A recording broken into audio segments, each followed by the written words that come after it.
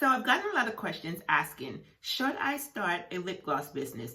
Is the market too saturated? And how can I get started? Before we get into it, let me introduce myself. Hi, my name is Karen. I am the owner of Bajan Beauty. I sell retail lip glosses, but that's not how I got started. When I first started out my business, I started out my business with hair bundles. Yes, hair bundles. I went to school for hair. I've always done hair since I was, 13? So I just thought hair bundles would line up. I wasn't getting sales. So I started doing research on how to get sales in my hair business. And I went into this video and said, before you can get people to trust you with a lot, start out with something small. Because how can I trust you with $300 unless I know that you are a legit company? So I was like, that is true. Why would I spend $300 on someone I don't know? But if I start out with something small, I can test it, see if I received it. If I got it, then I know, okay, let me see. I can go ahead and purchase something bigger from this person. So that's what I did. I went online, I started doing research. I scrolled through Instagram and I was like, what can I add to my hair bundle business that is small, that people can purchase, and just to see that I am a legit business. And I saw lip glosses. Lip glosses were everywhere. Ladies love lip glosses and getting their hair done. So I thought that would be the great thing to mix, is adding lip glosses. I started scrolling through Instagram, seeing what was popular, and that's when I saw a lot of posts on Nika K's and Broadway. So I was like, okay, that's something that I can get. Now, I spent $1,000 on hair, so I wasn't planning on spending $1,000 on lip glosses because my focus was on hair. I went to the hair store. I found some Nika K and some Broadway, and I was like, okay, we just need something small, just to get people to realize that I am a legit business.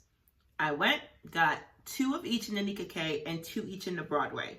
I got a little white furry material and I laid the lip glosses on it, took pictures and posted them on Instagram. And surprisingly, I started getting orders. And I was like, okay, good, they're trusting me. But then I kept getting orders for lip glosses and lip glosses and lip glosses only. So eventually I had to keep going back to the store, keep purchasing lip glosses because that's where I was getting orders, not the bundles, lip glosses. So funny story, I went to the hair store and I was like, okay, I have these orders, I gotta get some lip glosses. Went to the hair store. This is while in the process I'm looking for vendors because I'm realizing that, okay, this is starting to pick up and I need more lip glosses. But for right now, I need to go to the hair store and get me some lip glosses. Got to the hair store that I've been going to, and I guess the lady has been watching me for a while. And then one day I got there and I started picking up the lip glosses. I got to the counter and she was like, I can't sell you these. And I was like, why? She was like, I can't sell you these. I need these lip glosses for my other customers. And I was like, okay, but I'm paying you full price.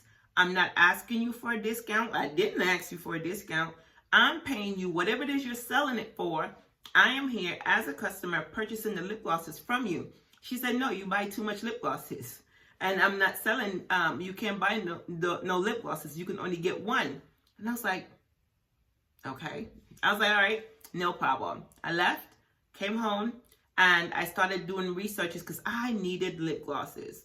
Saw a vendor, and I was like, okay, I don't know if I can trust this vendor, but I need lip glosses, so I'm going to go out on a limb, and I'm going to order from this vendor. They had the Nika K, they had Broadway, and there was no minimum order. So I was like, okay, let me purchase it. God, I trust you. You are the one that got me here with these lip glosses. You know I didn't want to do it with no lip glosses, but here I am. So I went ahead and ordered and got my order.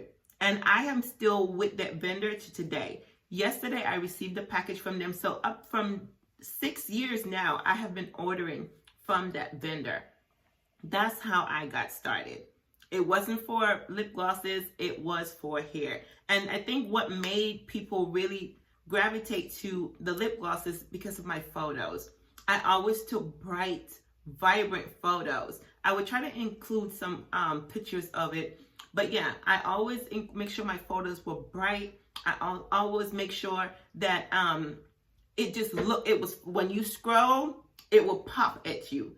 Now, a lot of people said, oh, I'm not, about likes and followers. Let me tell you, when I started my business and I was posting these lip glosses, I wasn't getting likes. I probably had like maybe 4 likes. Wasn't getting a lot of followers, but people were ordering. So don't be so caught up by the likes and the follow, because of the people that are behind, that are scrolling and are seeing you every day. Your consistency is what would draw people to you. They would keep seeing you showing up on their For You page, and they would go to your website and they would scroll through and they would purchase. That's how I got started. And funny story, my first customer, her name was Abigail. Hi, Abigail, if you see this. She still shops with me today. As a matter of fact, she placed an order with me 2 days ago. 6 years later, my first customer still shops with me today because I have built that trust with her. I have shown up consistently. I show up on her For You page every time that I post, so that consistency is there. So I would say, yes, start your business, start it. You can bring something different. You are unique. You are different. You are the one that will make your business stand out among the crowd. Think about it. Walmart, Target, they sell similar products, a majority of the same things, but their pricing is different, but the aesthetics is different. You can go to Target if you want that girly feeling, that nice aesthetic, but when you go to Walmart, you may not get that feeling. They sell the same thing. One price is higher, one is different, but they each bring something different to the table. So it's the same thing. You can find the same items on Amazon. It's different. You bring something different to the table. So when you start your business, think of do your research. Look at other businesses and see, what can I bring differently into my business? How can I make my business stand out amongst everyone else? Consistency and ideas. Figure out what works for you, stick to it. Don't be so consumed by what other people are doing. It's good to research and scroll and see what's going on, but don't try to be so, I want to do the same thing they're doing, because you have to figure out who your target audience is. Who that person's target audience is may not work for you. Perfect example. I started bringing these lip glosses in. These are the cute little mini lip glosses. And I saw someone selling these cute little girly glosses. And I was like, let me try them. But that's not who my audience is. My audience are more mature women, girls that need lip glosses that looks good, but they can still pull out at work, that they can use at the gym, at the gas station, at the club, wherever they go. They want lip glosses. You're not going to pull up at work with this. You're not going to go to the gym with this. You're not going to go to the club and be like, oh, let me put this No, that is not who my audience is. My audience is the more mature girly that wants a good lip gloss, nice packaging, still cute, but still mature. So that's who my audience is. So know who you are targeting. What would work for someone else would not work for you, because it is two different businesses. And I would say, when you start your business out, put God in it. Put God at the beginning of it. God is the CEO of my business. I cannot do anything without him. I went to school for hair. I didn't go to school for marketing. I didn't go to school on how to sell lip glosses. I didn't know anything about the lip gloss business. But when I put him first, when I said, all right, God, you want me to do this lip gloss business, you are going to have to be in control. I am the employee. You tell me what to do, and I would do it. And that's how my business grow. I pray over my business every day. I trust God with my business every day. So you have to do the same thing, is pray over your business. Ask God to bless your business. Ask God to send you customers. Ask God to give you ideas on how to stand out amongst the crowd, how to show up. Ask God to give you the name. I prayed over my name. I prayed over the name of the business. All right, God, This is my choices. These are what I'm thinking. Which one do you want me to use? Let it keep repeating in my head. And I know that that is the one that you have chosen for me. That's how I got Bajan Beauty. Because I was like, okay, this sounds good. And now that name just kept playing in my head. It just kept playing in my head. And I was like, okay, that is the name that I'm going to use. And that is the name I've been using for the last 6 years. So put God first. Trust Him in everything. And also, when I started my business, I started testing. Testing is also important. Testing. Test, test, test. Do not run out and buy a bunch of lip glosses, packaging, and all these things when you have not tested the market. Test and see what people like. Test and see. Like I said, what may work for you may not work for me. Test and see. Start out small. Get you a few lip glosses.